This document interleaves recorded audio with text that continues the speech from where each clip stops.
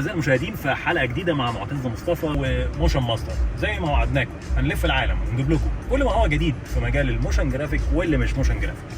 الحقيقه ناس كتير بتسال عن سبب التاخير اللي انا فيه. سبب التاخير ان انا هنا بشتغل يعني عايز اقول لكم تقريبا 12 ساعه ولا حاجه، فالدنيا بتبقى زحمه، فبلاقي ان الموضوع مش قادر اوفق ما بين ان انا اطرح القرص اللي احنا كنا اتكلمنا فيه، وما بين ان انا اعمل لكم فيديوهات، وما بين ان انا اجهز لكم الماتيريال والحاجات التانية اللي احنا كنا اتكلمنا عنها.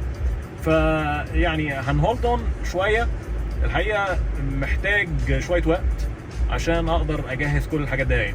طبعا انا بعتذر لكم، الحلقه دي انا طالع مخصوص عشان اقول لكم حقكم عليا، ما تزعلوش، انتوا وحشاني جدا جدا جدا جدا بس انا مش عارف اشوفكم وانتوا مش عارفين تشوفوني، انا عارف، بس خلينا نحاول نظبط من دلوقتي.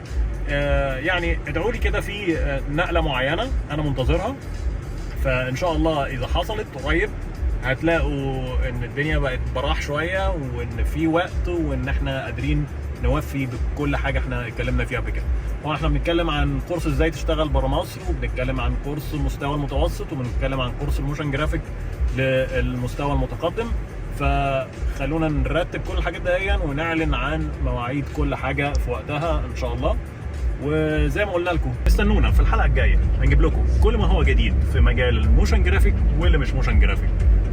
ان شاء الله الحلقه الجايه هتكون قريب، ف برضو تاني مره بعتذر لكم عن التاخير. اشوفكم المره الجايه، باي باي.